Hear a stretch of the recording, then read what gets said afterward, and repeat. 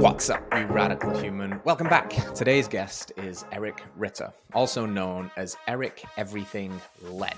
And we are talking about lead today. He's blown up on social media, running around appliance marts, grocery stores, antique stores, splashing his Fluorospec pen on things, and then shining a light to show you just how much lead is still in our environments. You might be mistaken thinking, oh, lead's gone, right? With the getting rid of the leaded paints and leaded gasoline.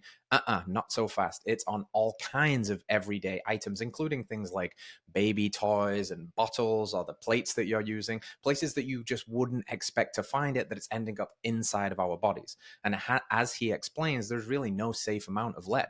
So expect to learn what lead poisoning is, can you detox from lead, where it's found, some of the most common and crazy places that it's found, what it's doing to our IQ scores and ADHD, especially in children, why we should be testing with kits and not with kids, and so much more, including his incredible comeback story from dealing with heroin addiction all the way back to being this modern day mad scientist that's helping you take back your health sovereignty and test. So let's get into the show with Eric Ritter.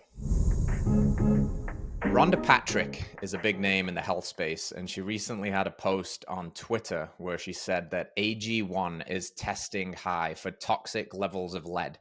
How does lead end up in something like a greens powder drink? I mean, it's an easy question because the greens powder drink is derived from plants. They grow in the soil, and the planet soil has been contaminated since the 40s with the residues of the lead in the gasoline. So that winds up in plant material, and stuff like AG1 is, just packed full of natural organic materials. So when you concentrate them and, you just get that one fraction. Like, I don't think there's a lot of fiber in AG1. No. So like, yeah, so the lead probably rides in on that fraction that they um, almost distill, and so it's Mm, like extra concentrated. But I mean, when they say toxic levels of lead, any level of lead is toxic. So I think it should always be taken with a grain of salt, which also has lead, but probably isn't going to give you an elevated blood lead level either. Um, that there's some lead in everything at this point, but we're way luckier now than everybody was 20 years ago. right. Is that because of the lead paint thing? So obviously I've been in the health space for a while and I've been aware of heavy metals and things like that. But I kind of just, until I found your content, I kind of was like, I mean, lead's out of paint now and it's unleaded gasoline. So I guess we're okay on the lead front. Tell me a little bit of the backstory of like how pervasive lead was and is compared to this day, and how you became aware of like its potential harms. So lead paint has been banned since 1978 in the United States, but that doesn't mean that it's still not in homes. It's in like 36 million homes, Oh, damn. estimate currently, overpainted in many cases. And if it's overpainted, if it's not on the surface, if it's not turning to dust or debris, it's not posing an immediate threat. However, if you wind up ripping the wall down, it's going to get everywhere. Mm, And lead-based paint still is the most egregious form of lead to encounter because when you encounter it, you encounter a lot of it. Like you don't just encounter one speck of dust. You encounter tens of thousands of doses of AG1 on your hmm. floor, and you have no idea it's there normally. So lead-based paint is definitely the biggest threat, like on the like in this specific instance. But the lead in the gas that was banned started being phased out in the early 70s. By like 1996, it was completely phased out, and they actually started phasing it out only because it was clogging the catalytic converters with lead Mm, residue. So it wasn't even because of the lead; it was just because they couldn't do smog control unless they eliminated the lead from the gas. So, that gave the food a lot of lead. All the soil had a lot of lead. Every surface that you would touch in the 70s had some lead residue if you lived anywhere near a road. So the farther we are away from that, the more it gets uptaken into the plants, and then they get distributed, whether they're eaten, whether the organic material goes down, taken up by animals, whatever the case is. So it gets kind of spread around, mm, and eventually that will keep on going down over time. Um, I became aware of this strictly through business. I started making lead testing kit in 2019 that was like 10 times less than the competition, which hmm. was 3M at the time. And I was like, this is not that hard to make. I previously made a drug testing kit, so I had had some experiences with drugs when I was younger, and it left a big impression on me that you have to follow the directions and at least know what you're taking, otherwise you might die. And so thankfully I've way away from that. But it left this lasting impression on me. So I sold this drug testing kit.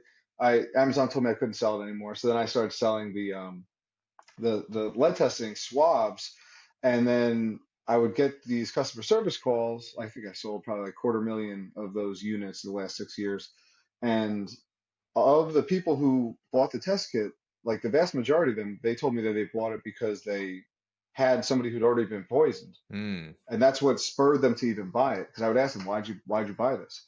And most of the time it was, my kid has lead poisoning, I'm trying to find the source. And so I didn't really like internalize that and understand it viscerally until I started meeting people who've had this happen to them and recognizing the like psychological fallout, not just the acute or chronic effects of lead in the kids or the adults. It's like the trauma that happens because you can't see where it is, you're not sure where it is. damn. The CDC shows up. It's a really scary incident. So that's what made me super passionate about it. And once I found out about this glowing lead product, I was like, wow, this is like so much more powerful than a swab, and it really has the chance to improve people's lives because you can only put so many swabs into a bag or into a Mm. box.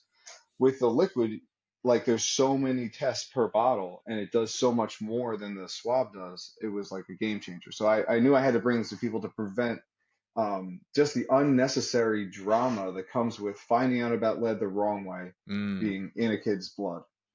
That's crazy, man. And I actually really like what you've done because your product is called Fluorospec. That's right, right? Yeah, So if people have seen your content online, which is blowing up right now, so it's Eric everything lead, and yeah. you spray the Fluorospec on things, and you shine with like a UV bulb, and it shows up like this kind of like neon greeny, limey green color, and that's the presence of lead, right? And what I think is really refreshing about that is many of the environmental toxins that we've talked about on this show, from heavy metals to glyphosate to microplastics to PFOAs to Teflon pans, like they're all a little bit of this like boogeyman kind of thing that you can't really see. Like, okay, I have a plastic water bottle.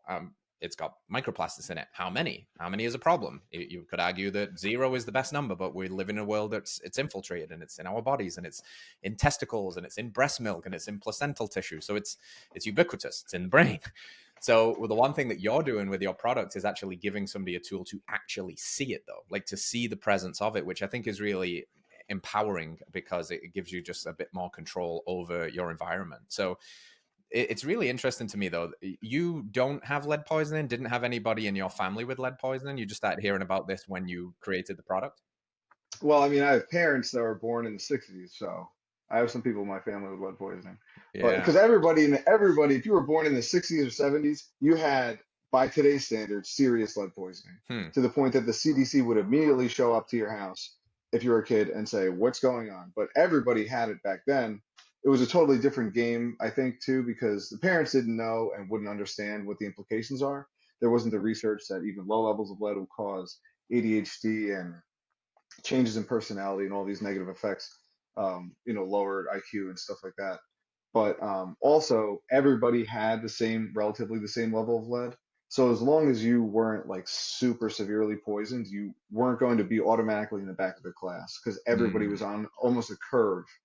And so it was just kind of like understood that this is just the way it is. And so I think that that probably was better in a way for the individual, worse for society, because now we have a whole mass of people who like low key have increases in um rumination type thoughts. I forget what it's called. Starts with an N. Um, Anyway, there's these subtle personality changes that come along with lead exposure, decreases in openness to experience, decreases in conscientiousness, Hmm. increases in neuroticism, Hmm. increases in impulsivity. And so on the aggregate, you can look at trends. There's actually this crazy trend. 20 years after the peak lead and gas, there was a massive crime wave in the 90s, and it was happening in these cities, and like, yeah, there's a lot of economic and Right. social like things that were going on at the time. But the big thing was all the kids that were born in these super leady environments wound up being like 20 years old. And that's when they started to like get out into the, environment and just start acting crazy.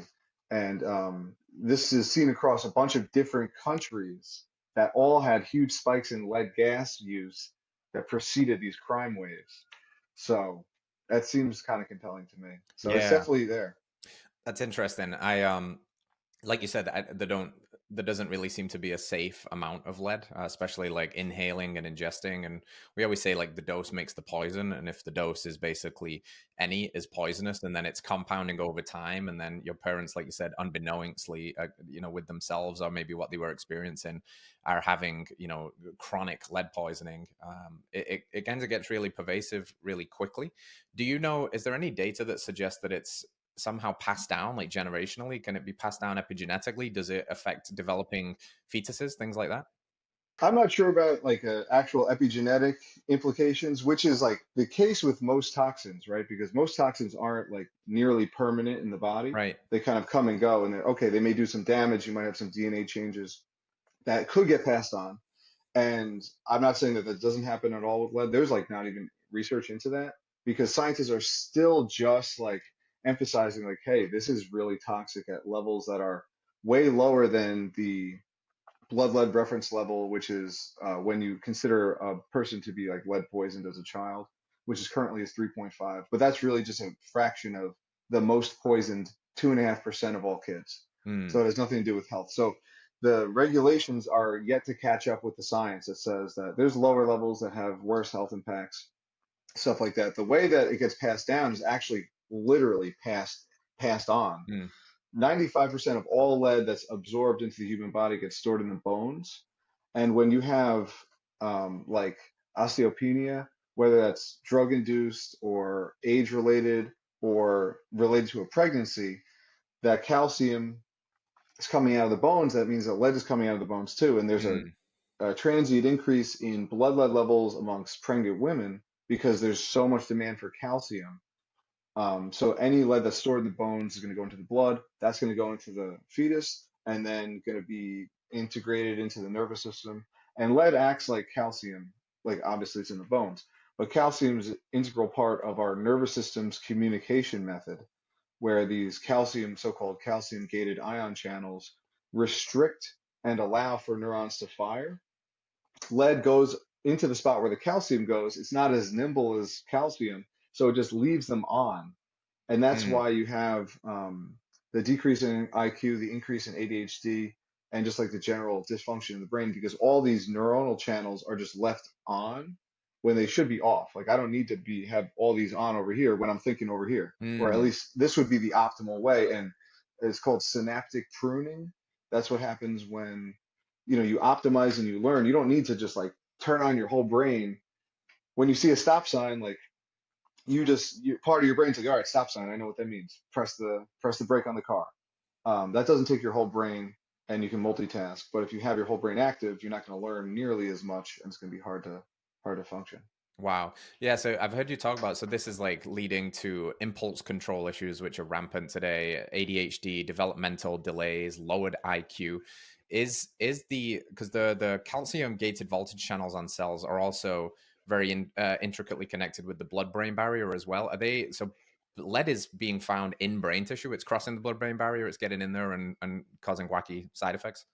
100%, yeah. And it stays in there for a long time because calcium is super important to the body. Yeah. So the body's not like, oh, we don't need this, throw it out. And since lead kind of like bypasses our natural ability to discern what's calcium, what's not, it sticks around for a really long time. Lead was never on the surface and it was never in any animal or plant's biology naturally. Mm, So now, since it's everywhere, like we're exposed to it and our bodies don't know what to do with it. We don't know how to handle it. That's why it's so toxic. Like yeah. we can handle low amounts of ethanol because it's naturally evolving. It's been in fruit that's been fermenting for millennia.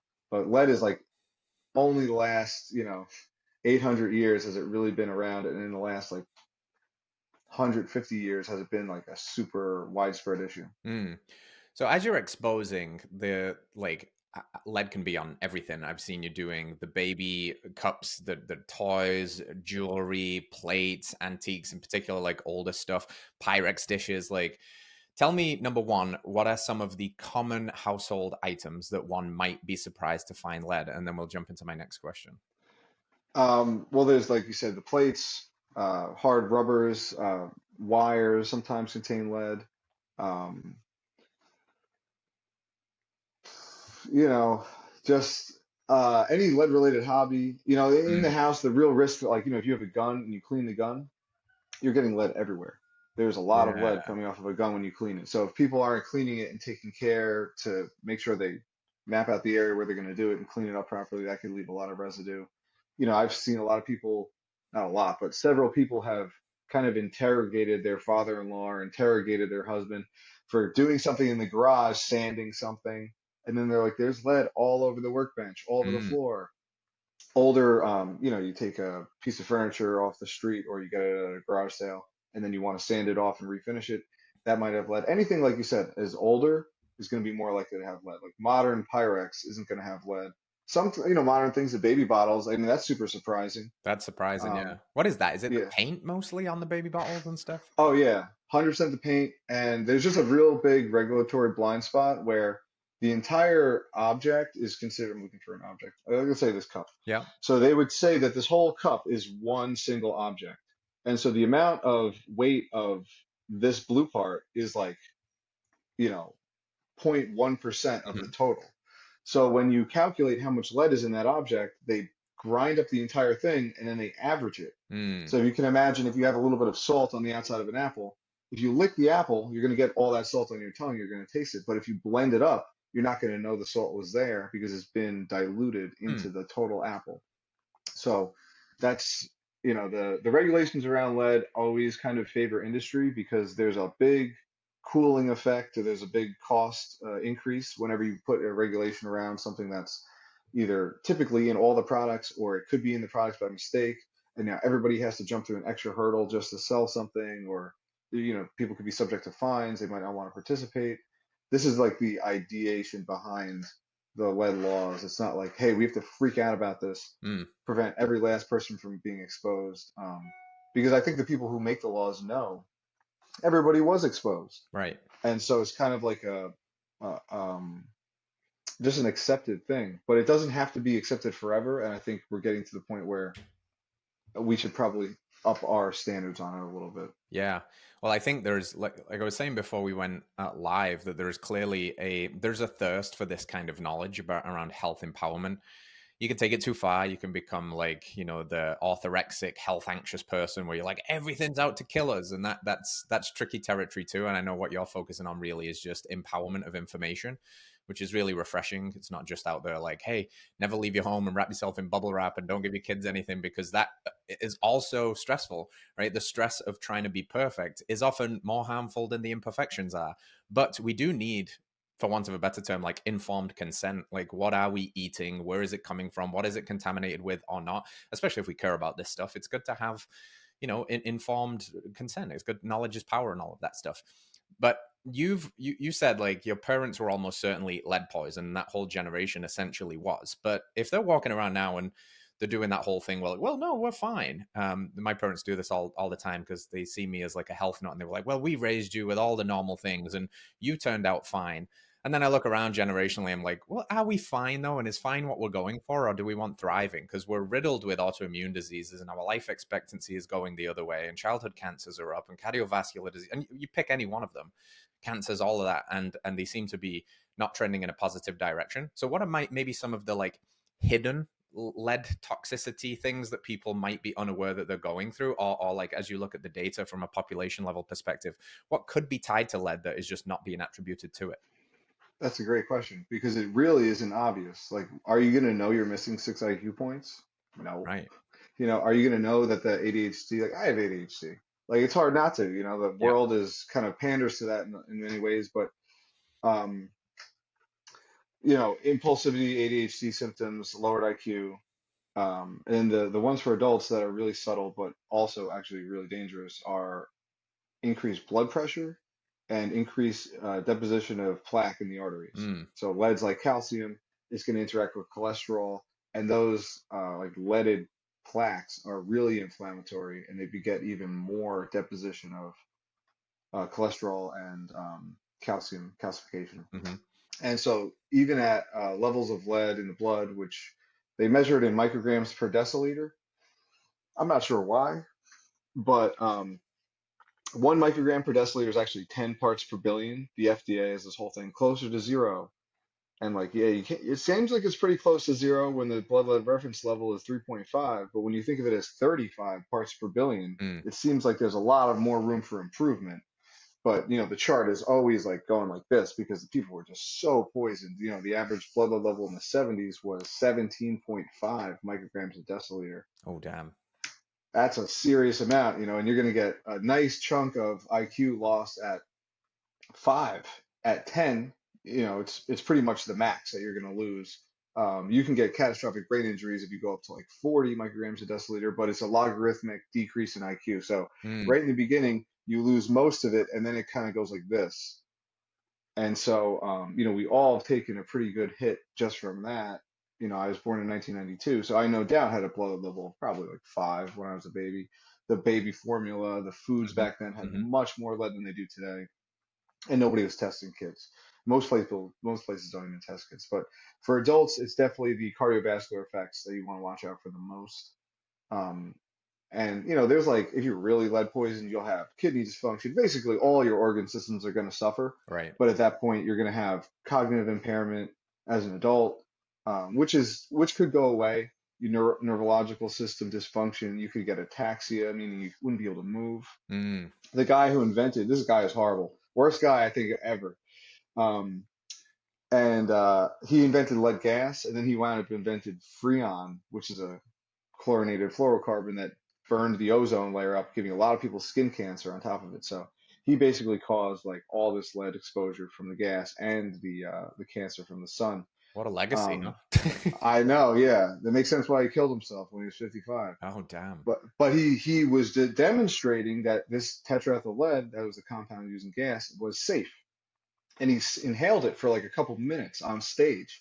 And then he winds up having to disappear for a few months because he had such bad lead poisoning that he couldn't walk. Oh, geez. He couldn't really move, and his nervous system must have just been cooked. And that making that tetraethyl lead was horrible. The Mm. people in the factories were, hallucinating. Like they must have been like on death's door just from they multiple of them died like from lead poisoning, which is not even easy to do. Like you get the chronic effects of lead are bad, but to actually like just kick the bucket because of lead exposure acutely is like crazy. So yeah, so it could affect your nervous system, but that's at like really extreme levels. Right. I remember the two most poisoned people that I've interacted with. One person had been shot with birdshot by mistake, Mm. and it was still in there. I saw their X-rays, and you could see the pellets were still in their hand, and they weren't getting them removed for whatever reason. They had a blood level of like 20. And then there was a lady who was working at this battery factory, and her bosses were terrible. They banned my product from the premises because Wow. she sprayed the break room, door handles, stuff throughout the whole facility, and just revealed glowing lead residue on all these surfaces. Inside of her mask, there was Oh, lead. It geez. clearly wasn't an effective way, and they were manufacturing car batteries. And so she was just, and her blood level was like 17. So, coincidentally, same as everybody in society in the 70s. But if you look at, I was looking at an old video, and like the people who were like, 25, 30, they looked like they were 40 Mm-hmm. in the 70s. Mm-hmm. And it was just no doubt from just all this pollution and just like really, probably not drinking a lot of water, whatever they're doing back then, the lead was definitely, I think, contributing to that because if you got the lead level that high, it can't feel good. Like you can't be No. like the level of like how healthy you could be is highest now than it's been in a long time. But in a certain sense, it's also so easy to engage in lifestyle choices that just make you super unhealthy Yes. because now there's like everything is so processed. There's like so I can go to 7-Eleven right now and just like blow it up. It's really wild, yeah, because in the modern state of our health, it's kind of like pin the tail on the biggest culprit. You could look at food, you could look at, I mean, God, go down the list. It's pretty crazy. And one of the things I always think about is unless you filter, you become the filter.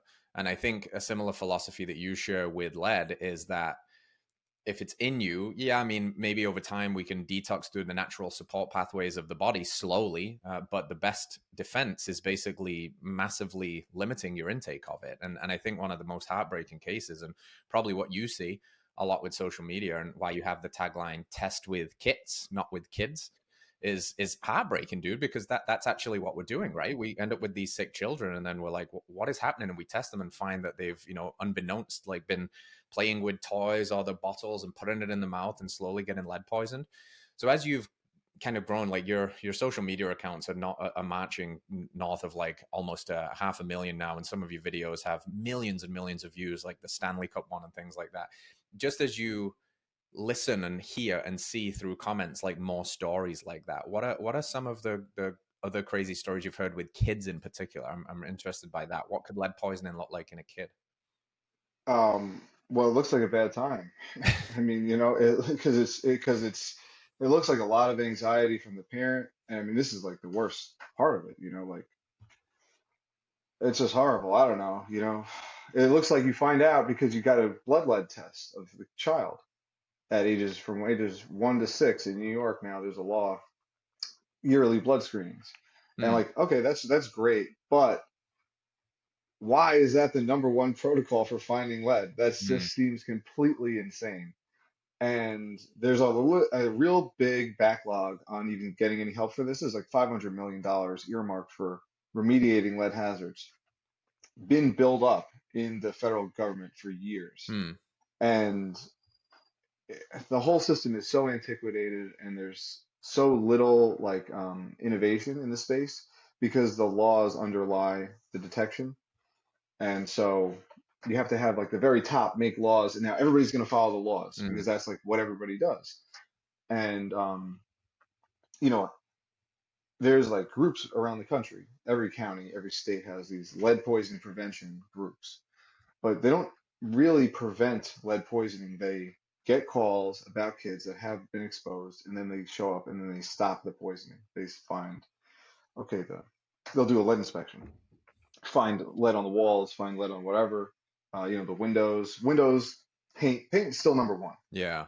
And so, it's always it's normally just the same thing. Oh, my kid has an elevated blood level. There was one here's one really recently, and this is just shows how crazy this is. This lady says, my child's blood lead was 3.4 micrograms per deciliter, zero point 0.1 less than what's elevated. Mm, No help. Might as well be zero in terms of right. what the government is going to do for her. So she buys my test kit, she sprays her dishes, and she's been eating off of dishes that glow green with lead. Yeah. And her kids and her have been eating off these dishes. And like, I wish that she just saw my video and was like, hey, this is a good way I should maybe test this Yeah. because my dishes look a little suspicious. So I'll spend $50, test the dishes, and then go on my way. But she found out like this. They said they weren't going to help her at all. And then she tested themselves, and all she had to do to fix this, throw them in the trash. Hmm. And that's, knowing about the contaminant is like you can live next to a busy highway. Hmm. If you can see and hear the cars, you're not going to run into the street. That's kind of my basic premise behind like the safety through knowing about the toxin. And so like that was her instance. There was one other lady that I spoke with. Her kid got lead poisoning. It was elevated enough. I think it was like 5 point something. She wound up getting, they said, hey, you have to fix, and they weren't paying for any of this. You have to fix these lead hazards in your foyer, in the doors and stuff. It was like 10 grand. She's like, luckily we could pay for it because there wasn't really an option to not do this. They didn't say what would happen if you didn't fix it, but like, well, if you have an unsafe condition for your kid and the Wow. CDC is showing up and Child Protective Services involved, what are they going to do? Like, they're not going to be like, oh, just we gave you advice. Like, they're going to take some action. Hmm. But it's some stuff like that. Sometimes people are in the middle of a big renovation and the kids get really exposed up to like, 15 or 20 micrograms a deciliter. And then this renovation that you thought was going to cost 50K is now going to cost 100. Those are like, that's like a blow up, real big problem. That's how you get, I don't know if you're familiar with Lead Safe Mama, Tamara Rubin. Right. Yes. Hmm. She was really the first person to like popularize independent lead poison prevention advocacy because her kids got exposed when she was renovating her house, wasn't aware of the threat of lead. They were sick for months. Eventually, they had blood lead tests, and then it was real that they had lead poisoning, and it just caused a huge spiral of just her whole life. When into this specific niche, and you can see it. If you visit her page or her website, it's very frantic and panicked and concerning. And she was a big influence on me actually. When I first found out about the glowing lead test, I'm like, all right, I'm gonna team up with her because she already is reaching millions of people. Yeah. And then, I learned the hard way that like trauma compromises people's ability to act rationally. Hmm. And there's so much improvement that could be made that hasn't been just because people are like, I'm not willing to look inward and maybe optimize this situation. But I'm coming at it from a perspective of like, all I want to do is optimize the condition.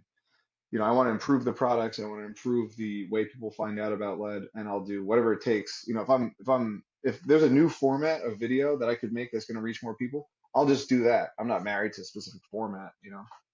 And that's kind of like the big impediment to improving lead poison prevention is there's like a definite marriage to the format of testing with kids first and then taking action.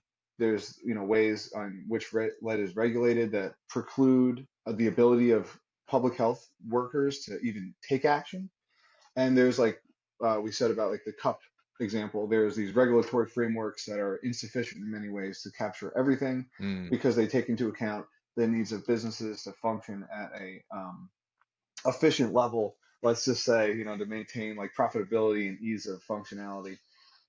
So all those things, contribute to the situations where you have somebody with a poisoned kid that's not poisoned enough to get help, or a person who was unaware of it and then their whole house gets contaminated and now it's a big to do, or just the people who find out about the prospect of the fact that there's lead in food or something, and then they're get sucked into this obsession about it, um, which like can do all kinds of things, Yeah. whether that's actually causing an elevated blood level or not. Yeah. It's kind of crazy. Like I'll you can see it because you're kind of on the visual here, but I've got like this antique cup and it's got this old painted chicken on it. And my wife picked up some awesome antique plates recently from the thrift store, and they're beautiful. And like they've got this like painted flower on them.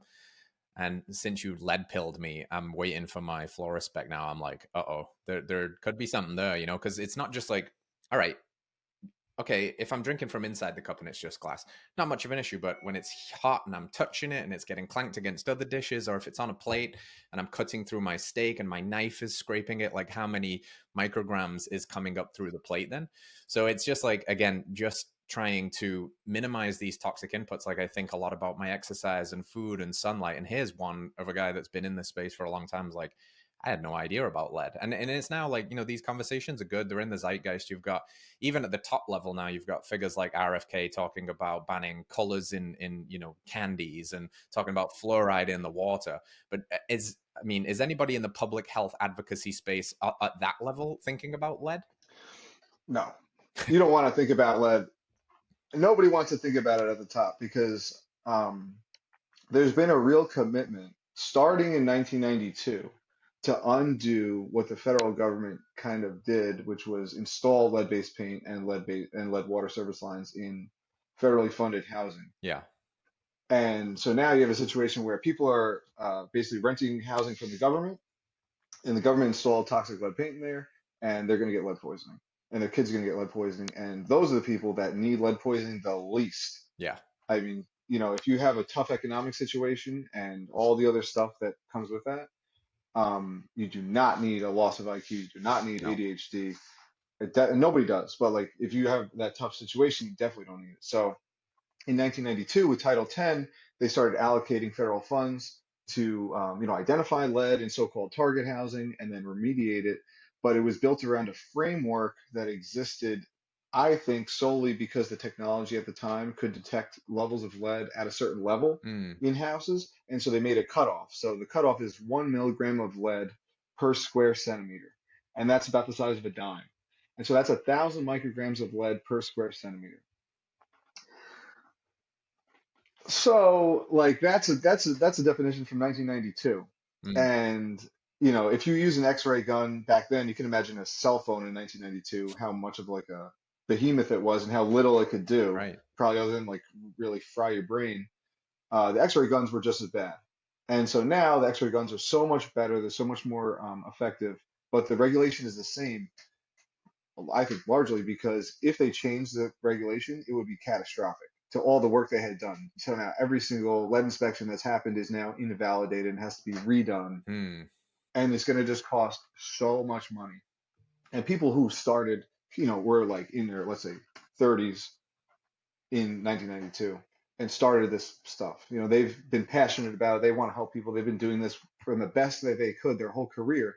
And now they're reaching the end of their career and they're like, well, are we about to turn around and say, hey, everything we've done was, pretty good, but like not good enough. And we need to undo everything and start from scratch. That's a really hard pill to swallow. And it's so costly. Yep. And from their perspective, the levels have never been lower. Mm. It's always getting better. The rules are always getting slightly tighter, and there's every year less lead. You find out if there's a kid with lead, you're gonna clean up the house. Yep. And so like the idea of just throwing kids at this problem seems normal to everybody, especially when the rates go down. But I guess from my perspective, I'm not looking at numbers like clinically. I'm looking at people Yeah. and I'm understanding like these are like individual people's lives. Like, I'm a big anti-war person. You never should send kids to the beach. I guess in certain circumstances you have to. There's really no other choice. But like that's really affecting them. It's affecting their families, Yeah. and you can't get that back. And so I guess you have to just say like, oh, in war you have to sacrifice people to get the job done, but maybe you don't. Mm-hmm. And as technology evolves, you know, future wars I'm sure won't involve people storming a beach. That seems so antiquated and Yeah. barbaric. Um, it could be something worse, to be frank. But the same with lead. Like, in the future, hopefully there's some paradigm about detecting lead, whether it's using, fluorospec like technology or something else that preemptively determines where the lead is, so that it can be taken care of before it winds up in somebody's blood, Yeah. because that's like the bare minimum you can do. Yeah. And to say that that's lead poisoning prevention is a real misnomer. It's like saying an ambulance prevents accidents. Like, yeah, Mm-hmm. an ambulance is an essential function. Like, you need an ambulance when you have an accident, but they don't prevent the accident. They help you once you already get injured. So nobody in the public health area is really talking about this. And part of it is because the technology that's in fluorospec is so new that it's not even like totally on the EPA's radar. I just got a subpoena from the EPA Hmm. where they asked me all these questions, basically because it's not classified yet. And like I may have been a little bit hasty in even selling it. Yeah. Not that it's dangerous or anything, but they're like, hey, like you may have like gone ahead with this before you actually asked permission. And like I don't know, because these EPA rules are so convoluted, and it's such a big department. Like I knew that people in the EPA were aware of this test and they were like, yeah, all right, it's cool, but like we're not doing anything with it right now. But I think that they're actually starting to take a look at it. And so this has only been sold I've been selling this for a year. The people who I learned about it from, I sold theirs initially and, probably sold it for like 8 months before I started selling mine. And so people are just starting to catch up to the fact that like, hey, you can identify lead-based paint dust particles individually, and previously you have to do this with a laboratory. So I don't think that and then by the time you get from like the regulation, the research to get to the Yeah. politicians or Right. somebody who can make a difference, that's another big gap to bridge. And the thing is that I'm excited about is like it takes a personal story. It takes a personal experience to kind of get motivated about this topic. Like the White House had been being renovated in, I think it was like George Bush #1 era or something, and the dog got lead poisoning, Hmm. and that was like a big thing to start like looking at it more seriously. Like actually was, and like a dog getting lead poisoning, who cares? Like whatever, it's sad, but like all right, not the biggest problem. But that wound up being like a big catalyst for public discussion on the topic because it gave people like a way in that wasn't like so horrific. Like Right. saying, right, if I just show up and say, hey, everybody's been lead poisoned so much that our society has been really compromised and we're at a really dangerous spot right now because never in human history has everybody lost this much IQ points. That's a big topic to take on all at once. It is. But if you said, hey, the White House dog got lead poisoning from the lead paint in the White House, maybe we should like figure out how not to get lead poisoning. Because if the White House dog is getting lead poisoning, what about my kid? Yeah. Yeah. It's yeah, we need like stories because they can really galvanize people to connect with it. You know, there's that old saying that one death is a tragedy and 1,000 is a statistic. And it's the same kind of thing, right? Like when you're like everybody's sick and it's got everybody, it's like, oh well, we're fucked then. What are we going to do about it? But if you can actually connect it to somebody and like make them get the feels, you know, emotionally, damn, like Yeah. that could have been my kid. I now like knowing your stuff, I'm like, man, how many things have we just bought off Amazon that could have had lead? And again, it's a fine line to walk between guilt and empowerment with that knowledge, you know. So it's the minefield, dude. It is, yeah. And but I love the minefield because it is a great analogy for how to take control. If you have landmines in your yard, you can find out about them by wandering around the Hmm. yard, or probably more efficiently if you send like three kids into the yard, they can all wander around and you'll definitely find something. Or you can pay somebody, or you can yourself use a metal detector Hmm. or something to find it preemptively. And in the one case, you're like, oh, my leg just got blown off, or my kid just got blown up, which is horrible, or you can find it yourself. And like, let's say, one of the kids finds a landmine, you can find the rest and protect the rest of your family and Yeah. make sure that never happens again. Yeah. And so the like level of empowerment that people get, I mean, I know it's my own product and like I'm like kind of plugging it, but like when you see something like this, it's like that's clearly toxic. That's right. And then you have the ability to say, I can see what I need to clean up. I can see that my cleaning has been insufficient so far, but I have an opportunity to help. And like I know earlier we were talking about doctors, like you go to the doctor and for 5 minutes and then he says this or that and you're like, all right, well thanks for nothing. Like I feel like this is a waste of my time, but like I'm powerless. Yep. I'm relying on the professional to take care of me, but they have so much to do and there's so little time that they actually spend on me that I don't feel taken care of. And the same is unfortunately pretty true with when the government comes to your house and scans everything, like they got five other places to be that day. They don't have time to give you the level of personal care that a friend or a relative Right. would. And like, I'm actually definitely guilty of doing this to everybody because like people DM me on Instagram. I have trouble like understanding that there's just like it is like a statistical thing. Like there's just so many people like this that every time I talk to someone, I'm getting like sucked in. I'm like, oh yeah, of course. Like if you want to mail me something, I'll like, try scan it. It's no skin off my nose, but like it kind of is Right. when like I'm When it's a like million people. yeah, really like losing my mind over it. But I just feel like so connected to it. And so and the reason is because I don't charge anybody for my time. Yeah. Would feel so bad doing that because I'm like, I could just help. Like I just, you send me something in the mail, I can unpack it, turn on my XRF gun. Like I already bought it. I'm not costing me anymore. Scan it and then text you the results. And Mm. then now you're gonna be like, oh, okay, yeah, I know exactly how much lead was in this soil sample or whatever. And since I sell the Florispec product, I get money from that, so I don't have to be like, okay, yeah, well, it's going to be $100 for 15 minutes Yeah. on the phone, and then I gotta go. Yeah. Like that's like, I never appreciated going to a therapist, and the therapist like, okay, well, our time is concluded, and I'm like, all right, well, see you next week Yep. for another 1 hour. Like that does nothing for me. Like I need way more care than can be delivered by just buying some time incrementally over time. Well, what's refreshing as well about your product, how much does the Florispec, the basic pen run for? It's for $50 for the one bottle Right. and the flashlight and $75 for the other one. But then if you get two for $88, you wind up getting four bottles. Yeah. So And that's I give you thousands double. of tests, right? Yeah, the bottle, if you tap it on stuff, you get like 3,000, 4,000 Right. tests out of that, which is absolutely insane. Granted, a lot of people wind up like, just shaking it, like a lot of liquid Yeah. comes out. And then the spray has 170 sprays, but I made this cool 3D printed ring so you can see like how much this is spraying Yeah. right now. Yeah.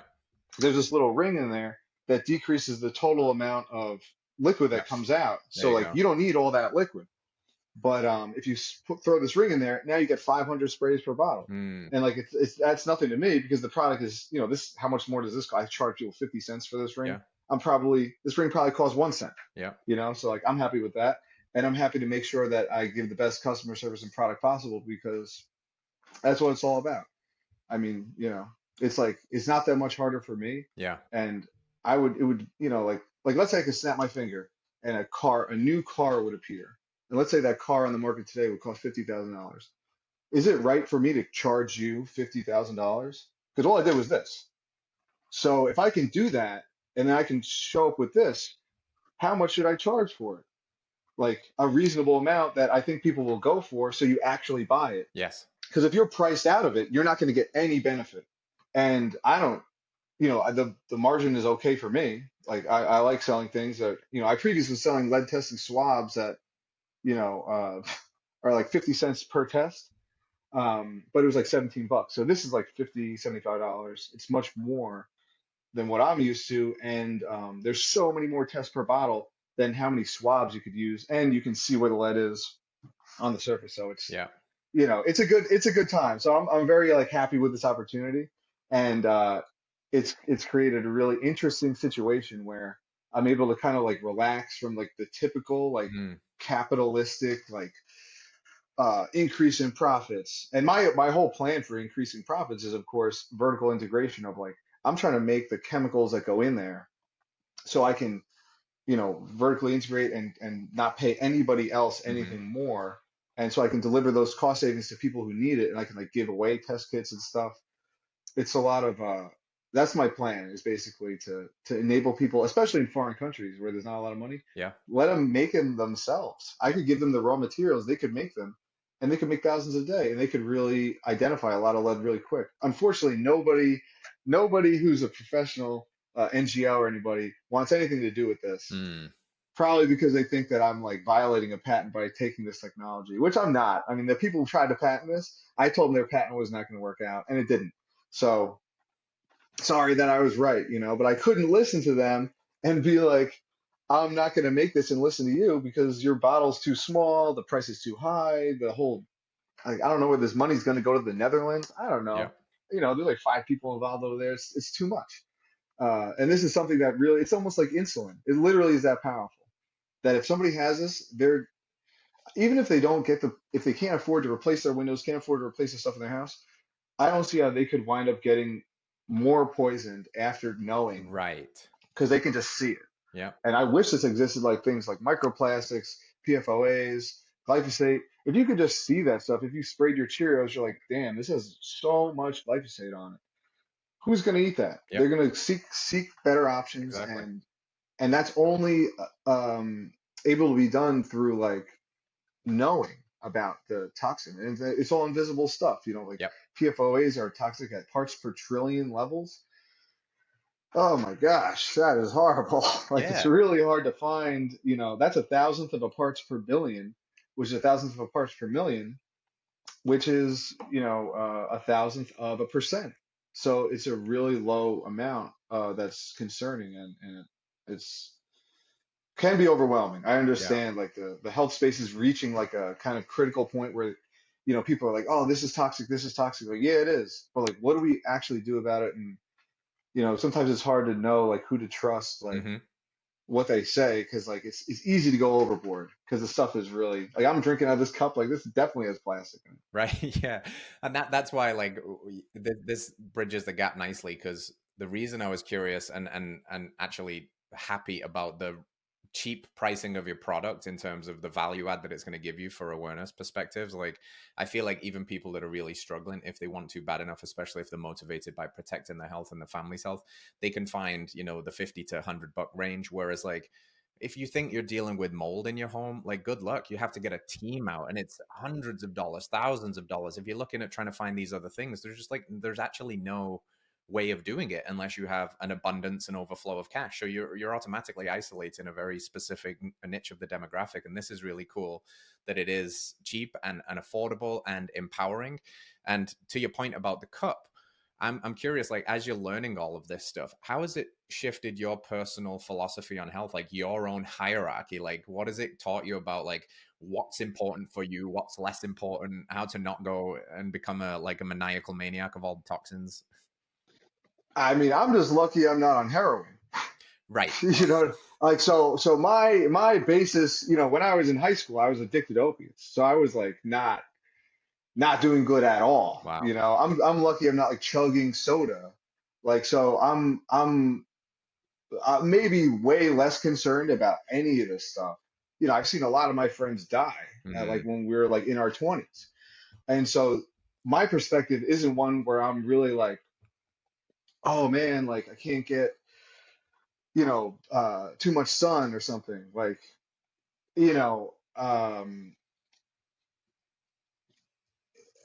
it's I can't say that I've really altered my behavior so much in terms of like, like I'm still eating out of this plastic cup. Is that because I don't care at all, or is it because they've got so much other things that I'm thinking about that Yeah. I'm like, all right, I'm just trying to get like to sleep at a normal time and like juggle all these business things and deal with all these Yeah. difficulties that I've come up with. And I think that that's like very commonplace. Like it's a luxury to be able to worry about, diet and Yep. all these things exclusively, Yep. and so I aspire, of course, to be healthier, to be, optimized in all these ways, but it isn't so easy for me, and that's, just because of my own personal experience. But so I'm just maniacal about not drinking alcohol, Yeah. you know, and not taking addictive drugs, things that are going to lead me down a bad path, because that's like I could take all the microplastics in the world and it's not going to do a tenth of the Hmm. damage as quick as it's going to be to me and my own body if I'm, doing whatever bad stuff. So everybody has their own, I think, experience. And I think it's probably refreshing when I talk to somebody who's worried about lead and I'm like, it'll be okay. Yeah. Like Yeah. you're It'll not be getting okay. hit. You're not getting hit by a train. You're not addicted to something right now. Like all you got to do is identify the source, which is pretty easy to do, and then identify what to do next. And but it is concerning for sure. Like I've seen those charts of like increases in all these illnesses, and then the increases in glyphosate use in crops matching up, the forever chemicals, Yeah. which is a great name. That's great marketing for Oh yeah. anti-fluorinated compounds, even though lead is the original and always will be around. You can't get more Yep. forever than lead. It's Wow. literally never going away. PFOAs have a half-life of like 5 years in your blood or in your body. Lead's like, 95% of it is sticking in your bones Hmm. until your bones go away. So it's an interesting perspective to stumble upon this, but I don't know. It gives me anxiety though. Like I don't want No to doubt. see on the news that this one spoon of plastic is in my brain right now. Yeah. What the heck is that doing? And especially, I was always like, oh, they're just not testing people in the past for these things. But no, then it shows like 10 years ago they tested the amount of microplastics in people, and now it's like double. Yeah. And that's like really concerning. And I'm like, man, it is like there's new things that are like we were saying that the older people in the 70s, they looked like they were way older, and they were no doubt being exposed to so much smog, like nitrogen oxides in the air from the cars and lead and all this stuff. But now there's a whole crop of new stuff. Mm. And for me, most of that stuff is the stuff that's really the most concerning is like behavioral stuff, Hmm. dietary choices, lifestyle choices that are really going to do me in. The phone is insanely addictive. I try to do one thing and I'm like, I have to go on Instagram for work now. And I'm like getting distracted. Insane, man. And 20 minutes later, I'm like, oh, I was going to do something that should have taken Yeah. 30 seconds. But now for 20 minutes, my brain has just been melted. Yes. That's horrible.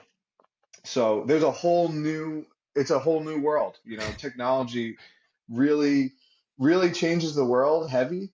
And if you look at history, it never is good in the beginning. Like industrialized nations, World War. Yeah. Okay, we have even more stuff, World War II. Right away, humanity kind of defaults to the lowest, most base use of the Hmm. technology because stupid, selfish, short-sighted people that have just insane ideas they just get away with it because they're like, hey, I'm just doing this. I'm just showing up and doing this. And that's not always good because there's an incentive that rewards people that just show up and do stuff. Hmm. Like the guy who invented the lead and gas. Like he made tons of money. Good for him. But like at what cost? Hmm. And he was 30, I'm 33 right now. He was 33 when he invented this lead and gas. And like as this EPA subpoena is showing me, it may be 33-year-olds act a little bit more impulsively than older people who are like, well, we should slow it down and do our research and make sure everything's all ducks in a row. Like I was just like, hey, somebody else is making this, I'm gonna make it too. Yeah. And I was pissed actually when I found out that these folks had found out about the liquid, like the characteristics of it, tried to get this patent for 2 years, didn't share it with anybody, didn't promote it because they were trying to like secure the IP. And I was like, man, like how much more time are you going to waste? Because the last 2 years, I got like 50 phone calls that said Mm. that people found out about lead because their kids had lead poisoning. Why is that happening? When they could have had this way better solution. Now they're using these crappy swabs. Like the swabs are great. Okay. They work. You'll find lead, but like not like this. They're subject to false positives. Technology is great, but you know, it's never used in the most responsible way right off the No, bat. And no. it takes people who are willing to take a little bit more, like put a little bit more soul into the product to really like steward it properly. And once like private equity gets involved, forget about it Forget it. Yeah. because those guys don't care about anything but the bottom line. And that's why, and that's a really, I know I'm going on a rant right now, but that's the really interesting thing here, and that's what I hope to eventually kind of like pivot towards showing everybody is that lead is in the environment because of this unchecked capitalistic Yep. imperative to make profits. If you own a lead mine, you're an idiot if you don't sell lead. Yeah. What are you going to do? Just sit on the lead mine? You got billions of dollars of lead. All you got to do is dig it up, and it's easy to mine. Make paint, make pipes, make like gas products, whatever. So lead's in the environment because of that. But if I do a good cash flow positive business strategy, I can advertise, hey, do you have a kid? Do you have a house that's built before 1978? Here's the 3 places you want to check your house so your kid doesn't get lead poisoning. And that could really, I could scale that across the entire country. If I know, like everybody in this country knows about Coca-Cola, Mm-hmm. everybody in this country knows about iPhones. That's because like iPhones advertise everywhere. So if I could get that advertising or get the spread of it all over the place, everybody in theory has an opportunity to protect themselves. And at the scale, I could lower the price even more, Mm-hmm. which would be cool too. So I want to kind of turn capitalism around to fight this problem that it itself caused. Because I don't think anything is good or bad all the Yeah. time. There's that verisimilitude of the specific circumstance that begets what is right or wrong, and I want to like tease that out because it's like, you know, it's people are so like black and white thinking about a lot of things. Like, Yeah. oh yeah, capitalism's good, communism's bad. Like neither are good or bad. They're just both stupid. We're not 5,500 years in the future. It's Yeah. 2025. Like this, we got to get a grip. Everything looks super advanced. Like what is this headphones? 20 years ago, you would see these headphones, you'd be like, I never seen anything like that. Noise canceling, Bluetooth, like that didn't exist. But that was only 20 years ago. Yeah. In 30 years, what's going to be the case and all these things? So we're really interesting time with health and wellness awareness. Yeah. Regular people. I'm a regular person. All I did was buy some XRF guns and a spectrometer and like become really obsessed with lead. And like I can know about all this stuff and talk about it at length. And that's like something that's so new that it's just getting teased out. I'm really excited to see where it goes, like in 5 years. Like, Mm. what's the perspective? Because there's only so much time that we have on our current trajectory of like bringing these topics up. Like everything hopefully evolves to more like storytelling, engaging conversation that's not just like, look how much lead is in this object. Like I'm like so adverse to doing things over and over again when Yeah. it's like I've already done this. I feel like really uncomfortable just rinsing and repeating. So yeah, and it's like it's great to have conversations with people like you in contexts like this where For it's like sure. a little bit more widespread. It's not just like, hey, this is the 5 places you want to look in your house for lead. Yeah. Amen, man. I love the switch up to like virtuous capitalism and like you said, putting a bit more soul into it and doing this because however you ended up here, for right or wrong, it's like now kind of your like responsibility to do the best you can and empower as many people with that. And to your point about the sheer amount of information and tech, and it's a tool. Jim Quick has this line that tech is a tool that you can use, but if it uses you, you become the tool. And I think Mm. we can do it for great good. We can amplify conversations like this. We can make people aware of things they otherwise wasn't. And to your point about your own personal hierarchy of like what's important in health, one of my original health heroes, Marxist, and had this, these 10 primal laws or whatever. And the last one was don't do stupid stuff was the last one. Don't multiply by zero. He's like, you can optimize life to death, and then you can drive your car while looking at your phone and crash and die. So like don't optimize, Mm. don't multiply by zero too. So everybody's got to find their own kind of balance in this crazy world, and hopefully just like come at it from a lens of empowerment and hope, not like doom and gloom and oh my god we're all screwed, because it is a very unique time. It's a fascinating time for me, and I think that voices like you and just these mad scientist like brains, and you're not even a scientist, like you said. We glossed over the fact that you were like, hey, I was a heroin addict, and now I'm a mad scientist making Florespec, and I can't let you go without diving a little bit deeper on that. You can't just gloss over the fact that you had that whole journey too, because that's part of the story. And I guess a certain kind of trailblazer like figure in the culture that's trying to do something, there's almost a sprinkle of madness that's required. So what was that whole journey of Yeah. life like? I mean, it was like, I was young in high school. The day before high school started, I was in a tree playing Manhunt the night before. And I'm like in the tree, I'm holding onto this branch, I'm leaning off of the tree. The branch I'm holding onto breaks, I fall down, I land on my feet, put my hand down, I was on a hill, and it just snapped my Mm, arm. They bring me to the hospital. I never even took drugs. They injected me with morphine. And I was mm. like, wow, this is great. Oh my gosh, this feels amazing. I don't feel any anxiety. I feel great. And my Mm. arm is broken. I still feel great. And so after that, I was like, oh, this is definitely something that I could do. And apparently they'll just give it to a 14-year-old, like it's Wow. safe. Like, so then I just kind of like got desensitized to the idea that, at the time I graduated high school in 2010. So there wasn't like fake oxycodone Right. pills, like, and there's like availability in my high school. I was like buying them in the bathroom, doing them in class, all the time. So I just kind of just got into it. A lot of people my age were doing it too. And then, I just did that until, it just escalates, it just Yeah. escalates. Yeah. And so once it escalated enough, I was like, I'm gonna not do this anymore because where am I taking it from here? Like I already kind of maxed this out. It's not gonna be, when nobody knows, it's pretty chill. Mm. When everyone's like, hey, what are, my parents would be stressed out. They'd be like, oh, once they found out that I was doing that at all, they're going to ask me again. And now I'm going to have to lie. Now I'm going to have to hide it from them. Now, like, this is a whole thing. Like, I don't want to make them upset. I don't want to stress them out. And plus for me, like, it's definitely no fun when it's like not a casual thing, when it's like a clinical addiction. Wow. And like I already know where it goes. Like clearly I was not able to control myself with that. So I stopped doing that in 2012. And then it's just a word for advice. If anybody's struggling with that, don't get hooked on Suboxone.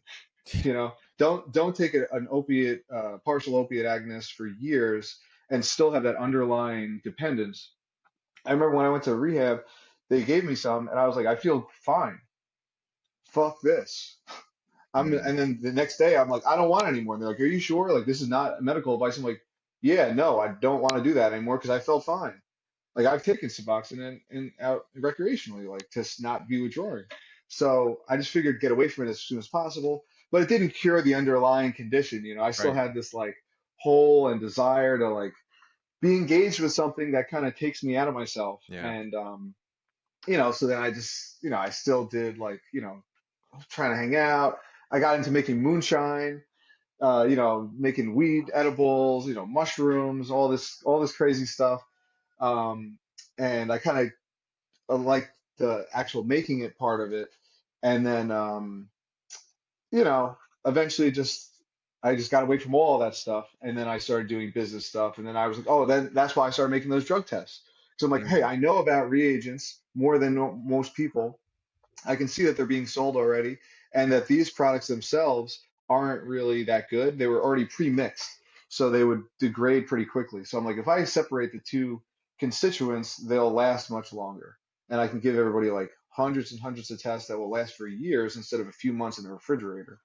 So that's how I got into that. And, I had some experience with 12-step programs, and those are amazing. I mean, the practical utility and the like application of spirituality to something that really gives a palpable benefit in my Yeah. own life is so amazing. And it's like helping another person, not getting paid for it, not asking for anything in return.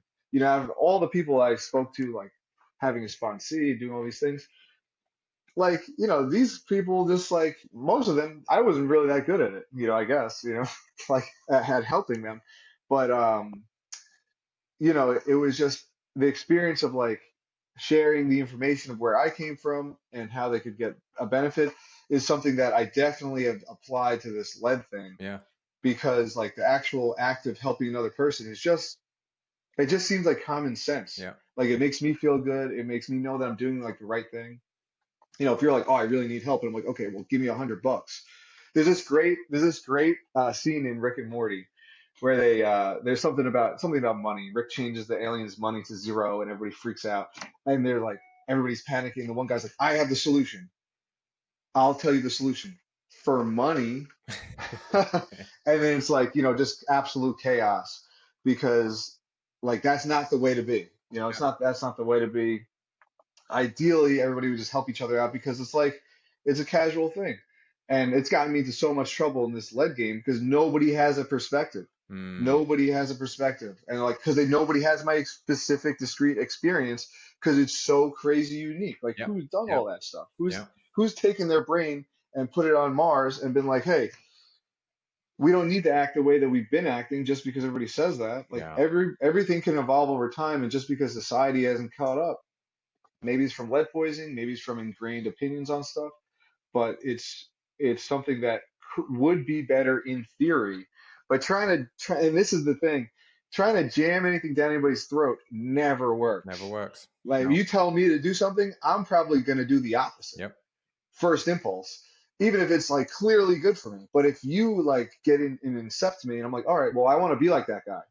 I want to have that benefit myself. Now I'll think it's my idea. I'll just go and do it.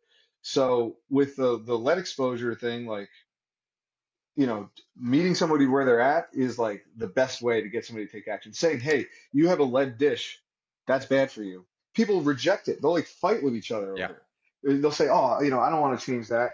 And they get annoyed. There's so many comments on my videos like, oh, downplaying the risks of lead and then people fighting with each other. Like they're not going to change their mind. But if they, read something independently, they're, oh, wait, whoa, it's going to increase atherosclerosis. Like my calcium scores are already high. Then they get scared. Then they're going to take some action. So, I definitely I'm just operating off of that basis, Yep. basically, this whole thing. And it's pretty funny because like the response that I'm getting isn't one that I appreciate. Mm, And it's because nobody else is operating under these circumstances. So I'm just getting like the hitting the wall of like trying to say, hey, like you just gotta trust me. Like I'm not going to screw you over. yeah. Like we can work together, but I think you need to optimize the way that you're rolling out this information, or I think that your product could be improved, and like I could help you with that. Like, and I will. I don't care. Like, there's plenty to go around, but nobody understands that, and that's just like it's just such a disappointing thing. Like it's just like because the lead poison prevention space only has people who do it for money Yeah. in it almost exclusively. And Yeah. taking nothing away from anybody with a job, but it just takes it just like participates in the system instead of trying to completely blow it up. Like ideally, nobody has any jobs to do with lead poison prevention because there's no lead poisoning. Yeah. Imagine that. Like imagine that. Yeah, exactly. And then there would be no need but I say that from a perspective of somebody who just makes a lead testing kit that kind of does the job of tens of people, Yeah. and it allows anybody to just take what used to be a laboratory activity or a professional with a $50,000 instrument, and now it's $50.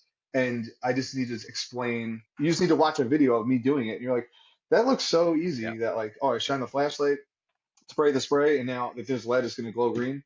That's like it's maybe a little unfair for me to say like, oh, everybody should feel this way, but like that's just because I'm in a different space of it, and Yeah. so yeah, so it's and I think that's a really powerful thing because like you said, you need to have this insane like Batman. Why is Batman wasn't like, hey, for no reason. He had a reason, and so when people have these extreme reasons, that's why they go nuts with it. Yeah. But maybe it's not. It depends on what you're working with. If you have an extreme reason, you might do terrorism. Yeah. if you're not working with much. But if you have a savvy ability to get involved in politics, you could enact change that way. But when it's like not connected and you're not having like people who are inviting you in, that's how you get like, the outsider who's like angry. Yeah, man. And I'm trying to avoid that anger and focus on like the positivity of like, we can change the game together. And I wind up just talking to my followers and people who actually buy the test kit instead of people who are already in the game and are probably not like I've had a few public health people like I sent out like a few like probably like 1,200 test kits to public health groups, but it's hard for them to take action that's not already prescribed because like Yeah. they're not making the rules. They got to follow the rules. Yeah. And the lead rules are antiquated like lead. Like it's an older thing. Yeah, man. So, yeah. It's really, firstly, well done for getting out of that, because I know that you've seen other cases where it doesn't come out the other side. And you can use your past in a very again, virtuous way with a very unique perspective in a very hopeful way. And you're playing, it sounds more like an infinite game, which is where I win, you win, we all win, as opposed to this competitive game where it's just like, well, if they win in that space over there, it means I'm losing. So you get secretive or you're charging. And it's like, this is kind of the essence of podcasting too, isn't it? It's like the free marketplace of ideas, and it's just sharing. Like, I want you to win, because when you win, people win, and health wins, and they listen to the show, and everybody wins. Like, why can't we play those Mm. games? And I think you need a certain kind of perspective to see that, and sometimes you've got to require it the hard way. It's not medical advice to go down the path of taking heroin and opiates, but you've got to celebrate people who go through some really difficult shit and are somehow able to alchemize it into something positive and benevolent, because talk about galvanizing stories. That's a heck of a story, man. Yeah, can't get out of that one. No. But but like, I would have never had the perspective I do uh towards people who I would have never interacted with or never would have been able to empathize with. Because Right. like, you see somebody and you're like, like a kid in a third world country, how do you empathize with that person? If you have but if you have even a small amount of something in common, then you're like, all right, I can get into that space and I can start to understand what that means and I can start to think about it from this like first world perspective that's not entrained by the catastrophic like uh box. Yeah. Do you know the allegory of the cave? Yeah. Yeah. So like, we only know what we see. Yep. And if I was growing up in a cave, I would think that's the whole world. And so like I've been to the cave, but I'm not always there. And so understanding that like people are in these caves and these caves exist, but um I know that I am kind of like could be in there at any time. Yeah. It gives me like a more perspective and sometimes way too much love for other people Mm-hmm. who do not return the favor. Mm-hmm. And I'm like, like Tamara Rubin owes me 130 grand. I Yikes. literally have to take her to court to like get her to even answer basic questions because the questions are critical. They're like, hey, is this the most optimal way to do this? Hey, like, might it be better for people if you don't just wait for them to show up at your doorstep already freaking out about lead Yeah. and like something? But like, she's in the cave. She's in the cave. And like, I don't want other people to be trapped in those caves because they just, when they talk and other people listen, then they get invited. They're like, hey, come into my cave. I'll teach you about this Mm-hmm. topic. But it's within that cave. It's not that sort of more expansive understanding. Like, hey, like this is a thing that I learned about. I'll teach you about it, but don't fall in there because it's hard to get out. Yeah. Yeah. And that's the essence of like a good teacher is like they know about it and they teach you about it, but they don't like say, "Hey, come and sit in this with me." That's right. And like I don't want people to be obsessed with lead. I don't want them to like, if they want to unfollow me, good. That's like the best thing I can do for somebody. Like come in, learn, find out. If you want to follow, watch me run around, like maybe it's entertaining. I try my best, but Yeah. like I'm in my own cave of just like fear of like, posting on social media. It's so stressful. It's like I never even used social media for like 10 years because it's so stressful. It's so distressing to put yourself out there Yeah. and then to like judge myself. Oh, are people engaging? Do people like me? What's my worth based on how much feedback I'm getting? It's horrible, but it's you're motivating me to overcome that, because obviously now seeing it, that is its own limiting belief, and Right. like the content might suck if I'm like totally freaked out. So like Yeah. I gotta get beyond it. Yeah. But it's a weird thing, you know. It's a weird thing. I never thought that I would have the opportunity to interact with so many people, and you know, like you today, and like whoever's watching, and it's like it's really like a rewarding thing. And I do feel a lot of responsibility, because like I could say anything. I could say, hey, you know, you got to buy my product because lead is so dangerous, and like try to get sales that way. But that would like be like a crappy thing to do. Yeah. Yeah. Like I just want the highest utility. I want to give the most utility to the world. Like I don't want to litter on the beach and then die. Like I'm gonna die anyway. So like I might as well do a good job while I'm here. So like there's a good outcome. I'm not just like taking everything, because at the end of the day, it's all for nothing anyway. That's right. Yeah. So I might as well push out positivity and try to get something that, you know, ripples in positive ways, instead of just like, oh yeah, I'm gonna take over the world, and then what? And then what? Yeah. So, Be careful what you wish for. I think, yeah, I appreciate that frame. And I think, just leave the world better than you find it. And time resets everything back to zero at the end of days anyway. So it's just like, did we leave people and places and things better than we found it? Did we do our best? And can we sleep with ourselves at night? And if we're answering those questions in a positive manner, then I think we're doing okay, because truth be told, we've inherited these bodies and brains and nervous systems that have been, shaped through millennial revolution, that are just completely new. We're in uncharted territory here with the social media, with the tech, with these virtual conversations, looking down a camera, sharing ideas. It's all brand new. So it's all fascinating, and nobody's got it all figured out. And anybody that tells you they have it all figured out is a bullshit artist. So just do your best.